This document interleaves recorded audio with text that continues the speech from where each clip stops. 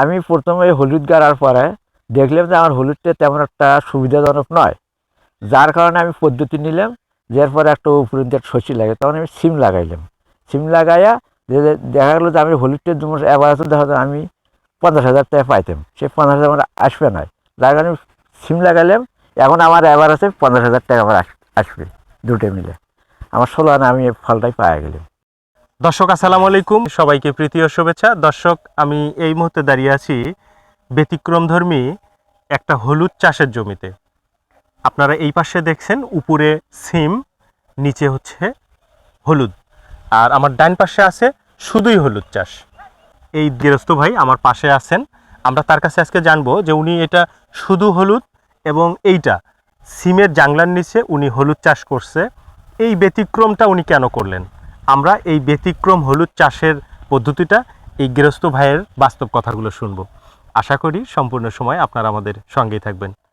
তো ভাইয়ের সঙ্গে কথা বলি। ভাই আসসালামু আলাইকুম। ওয়ালাইকুম আসসালাম। ভালো আছেন? হ্যাঁ আছে আল্লাহ। আচ্ছা, আমি এ পর্যন্ত যত ভিডিও করছি সব জায়গায় দেখছি যে আপনার এই যে এইটার মতো শুধু হলুদ চাষ, তো আপনি এই যে উপরে সিম দিছেন, আবার জাংলা দিয়ে নিচে আবার হলুদ চাষ করছেন, তো এইটা কিভাবে করলেন বা কেন করলেন?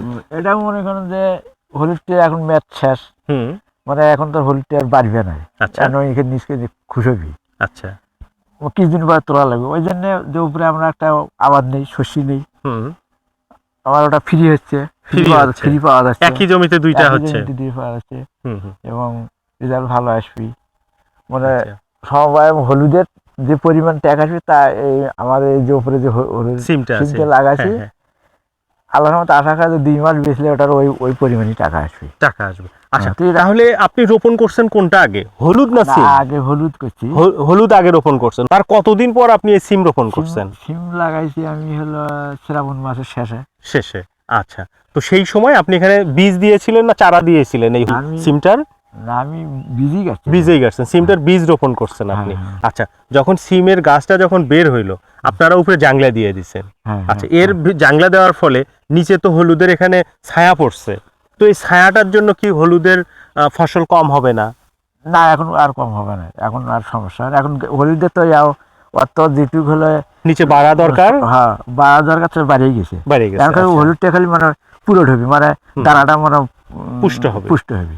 আচ্ছা, তো আপনার এখানে কয় শতক জমিতে আপনি এইভাবে হলুদ চাষ করছেন? আমাদের সম্পূর্ণ জমিটা হলো 43 শতক। 43 শতকে তারই অর্ধেকটাতে আমি হলুদ লাগাইছি। অর্ধেকটাতে হলুদ, উপরে সিম, আর বাকিটা খালি সিম আছে, শুধু সিম আছে। ওটা শশা আছিল, বটবটি কালাই খাইছিলাম।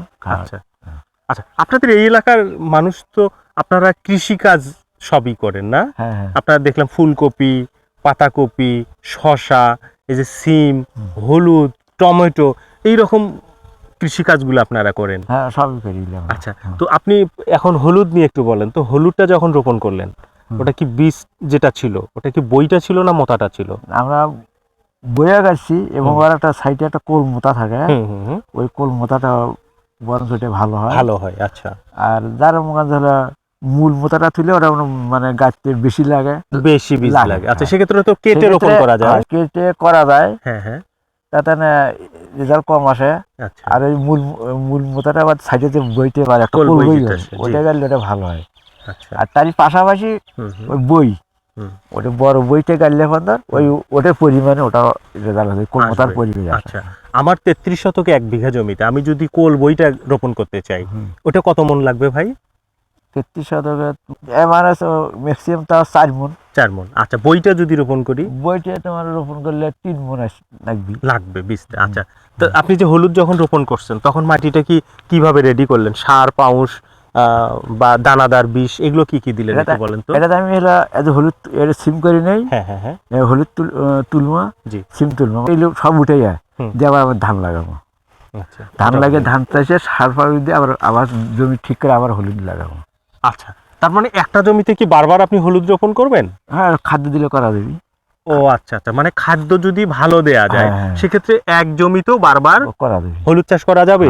আচ্ছা, অনেকেই যে বলে একটা জমিতে একবারের বেশি হলুদ চাষ না করাই ভালো, সামনে একটা ব্রেক দিয়ে পরের বছরে করা। পাশাপাশি অন্য আবাদ, ওই ফাঁকটা তো অন্য আবাদ একটা করা লাগবে, তার জমিতে মাটিতে ডাইলেশন হইলো, কিন্তু হলুদ তুলে আবার হলুদ লাগাবা তার হওয়া না। আচ্ছা দর্শক, আমরা কিন্তু এই গৃহস্থ ভাইয়ের যে কথাগুলো শুনলাম, উনি কিন্তু এই বিষয়ে যে বই পুস্তক পড়ে অভিজ্ঞতা অর্জন করছে তা কিন্তু না, ওনারা একেবারে ছোটবেলা থেকে বাপদাদার আমল থেকে কিন্তু কৃষিকাজ দেখে আসছে।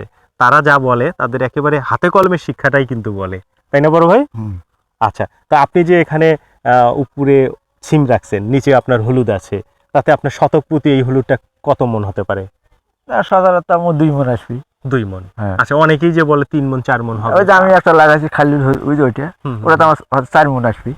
আচ্ছা, শুধু হলুদ করলে আপনি শতকে 4 মন আশা করতেছেন, হ্যাঁ। আর উপরে সিম করার কারণে আপনার ওর অর্ধেক। হ্যাঁ, অর্ধেক হ্যাঁ আসবি। আচ্ছা, তো সেক্ষেত্রে আপনার সিমের আয়টা দিয়ে দুইটা মিলে আপনার ভালো পোষায়। হ্যাঁ, ভালো পোষাইবে। আমার ওই আবার আছে, আমার ওটা এটা 4 মণই আসবি। সিমটা নিলাম, কিন্তু দেখা গেল যে আমার ওই ফসলটা একটু নর্মাল হচ্ছে, হুম হুম হুম যে জমিতে আমার 6 মাস পরেই থাকবি। হুম। যার ফলে আমি আর একটা শস্য নেই, তাহলে আমার ওই ঘাটতির ওই 6 মাসে এই ব্যাপার ড্যামারেজ আমার ঘাটতিটা পূরণ হবে। দর্শক, আমি কিন্তু এই গৃহস্থ ভাইয়ের মানে উপস্থিত বুদ্ধিটা আমার খুবই ভালো লাগলো। কারণ দেখেন কথার কৌশল, ভাই বলছেন যে এই জমির হলুদটা ওনার একটু ভালো ছিল না বা ভালো হয়নি, বিধায় উনি কিন্তু তৎক্ষণাৎ উনি সিদ্ধান্ত নিলেন যে এটার উপরে সিম করবেন। কিন্তু যেটাতে ভালো হলুদ হয়েছে সেইটাতে কিন্তু সিম দেননি।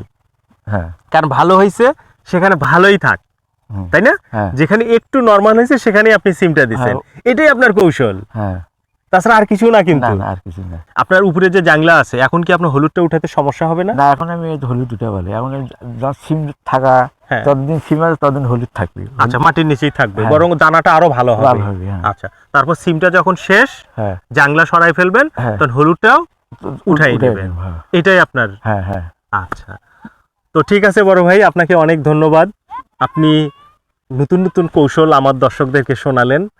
আমরা আশা করি যে অন্যান্য গৃহস্থ বা কৃষক ভাইয়েরা তাদের উপস্থিত বুদ্ধি থেকে তারা সিদ্ধান্ত নিয়ে তাদের কৃষিটাকে লাভজনক করবেন। ভালো থাকবেন। আসসালামু আলাইকুম।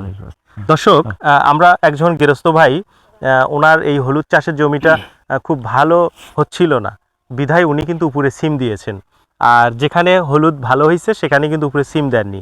এইরকম ব্যতিক্রমী উপস্থিত বুদ্ধি থেকেও কিন্তু কৃষিতে বেশ লাভ করা যায়, যেটা আমাদের এই গৃহস্থ ভাই তার একটা নজির স্থাপন করলেন।